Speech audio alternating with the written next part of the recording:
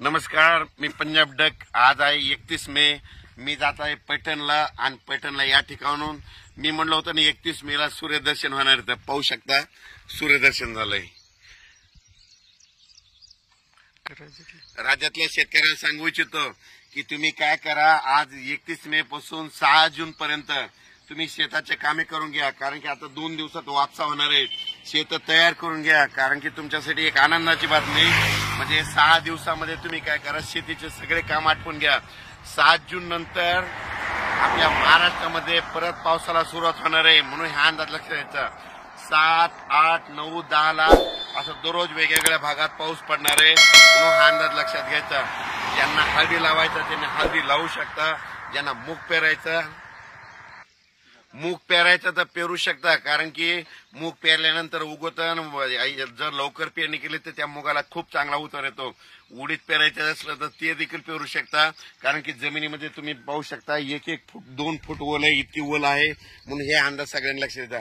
पण राज्यातल्या सर्व शेतकऱ्याला सांगू इच्छितो, सगळ्यासाठी महाराष्ट्रासाठी आनंदाची बातमी.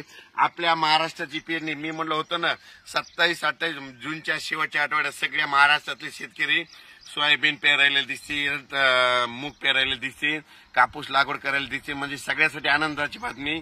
जून अखेर सगळ्या महाराष्ट्राची पेरणी होऊन जाणार आहे. म्हणून खास करून सगळ्यासाठी आनंदाची बातमी. आणि त्याच्यानंतर आता 31 मे पासून तर 6 जून पर्यंत कोरडं हवामान आहे. तितक्यात तुम्ही काय करा, तुम्ही शेत दुरुस्त करून घ्या. 7-8 जून नंतर परत राज्यात पाऊस सुरू होणार आहे. त्याच्यानंतर आणखीन परत सांगतो, जर तुम्ही 6 तारखेपर्यंत शेत दुरुस्त नाही केले तर 7 तारखेला पाऊस सुरू आहे. 7 ते 10 हे चालणार आहे.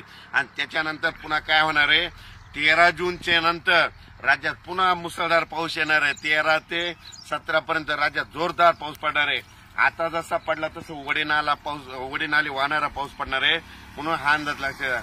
माझी सर्व शेतकऱ्याला विनंती, यंदा जूनच्या शेवटपर्यंत सगळ्या महाराष्ट्राची पेरणी होणार आहे. काल बऱ्याच शेतकऱ्याचे फोन आले की काही भागामध्ये आणखीन पाऊस पडलेला नाही.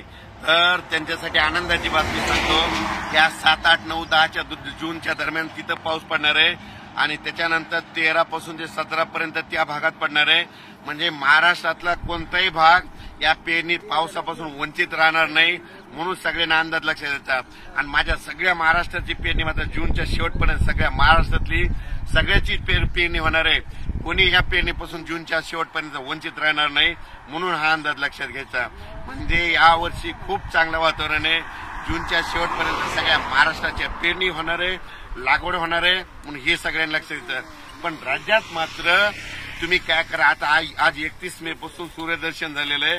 6 जून पर्यंत तुम्ही काय करा, शेतीची कामे आटपून घ्या. कारण की राज्यात 7 जून नंतर 7, 8, 9, 10 पर्यंत दररोज भाग बदलत पाऊस पडणार आहे. ज्यांना मुगाची पेरणी करायची तर करू शकता. जमिनीमध्ये 1 फूट ओल आहे. आणि जिथं ओल नसली तर तुम्ही करू नका. पण ज्या ठिकाणी 1 फूट ओल असली, ईदभर ओल असली तर तुम्ही करू शकता. उडदाची पेरणी